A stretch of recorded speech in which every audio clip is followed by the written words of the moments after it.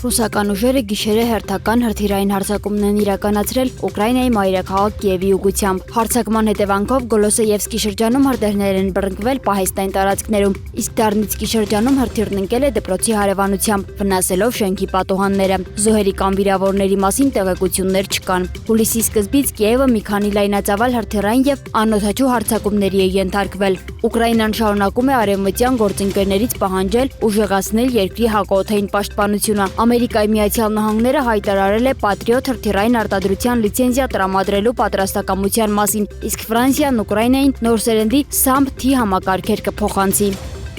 Ամերիկայի Միացյալ Նահանգներն ու Իրանը գիշերվա ընթացքում շարունակել են փոխադարձ հարվածները։ Վաշինգտոնը հայտարարել է, որ Իրանի տարածքում 5 ժամ տևած գործողության ընթացքում թիրախավորել են ռազմական օբյեկտներ Բուշերում, Ջասկում, Քոնարակում, Բանդար-Աբասում, Չաբահարում եւ Աբու Մուսա կղզում։ Ամերիկյան ուժերն Իրանի դեմ առաջին անգամ կիրառել են նաեւ անձնակազմ չունեցող գրոհային ծովային սարքեր։ Իրանական կողմն իր հերթին հայտարարել է Քուվեյթում տեղակայված ամերիկյան ռազմական օբյեկտներին ԱԹՍ-ներով հարվածելու մասին։ Թեհրանի տվյալներով թիրախ են եղել կապի համակարգեր, վառելիքի եւ զինամթերքի պահեստներ, Պատրիոտ հակաօդային պաշտպանության համակարգեր ու դիտաշտարակներ։ Իսլամական հեղափոխության պահապանների կորպուսը հայտարարել է նաեւ Հորդանանում եւ Բահրեյնում ամերիկյան օբյեկտներին հարվածելու մասին։ Լարվածության առանցքում շարունակում է մնալ Հորմուզի նեղուցը։ Ամերիկայի Միացյալ Նահանգների կենտրոնական հրամանատարությունը հայտնել է, որ նախագահ Դոնալդ Թրամփի հանձնարարությամբ հուլիսի 14-ից վերահսկում է Իրանի ծովային շրջափակումը։ Սահմանափակումները վերաբերում են իրանական նավահանգիստ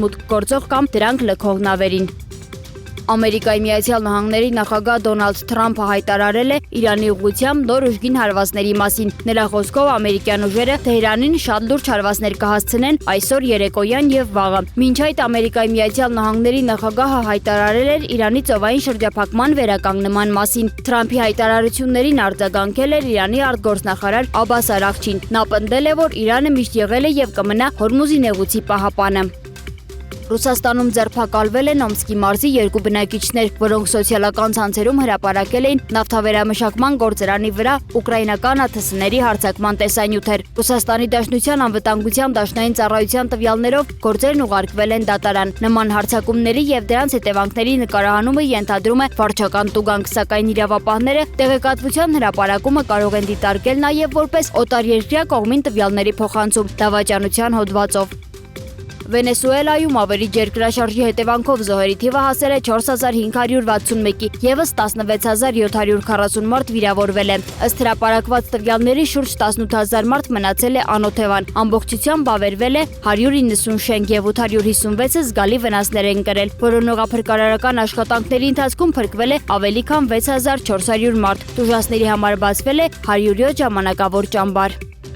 Եմենի հութիները հայտարարել են, որ Սաուդյան Արաբիայի զինված ուժերը հարվածներ են հասցրել Սանայի միջազգային օդանավակայանին։ Հութիների ռազմական ներկայացուցիչ Յահյա Սարիի խոսքով Սաուդյան Արաբիայի գործողությունները վերջ են դրել լարվածության թուլացման փուլին եւ հարվածներն անպատասխան չեն մնա։ Օդանավակայանից եւ հարակից տարածքներից մարդկանց տարհանում է իրականացվում։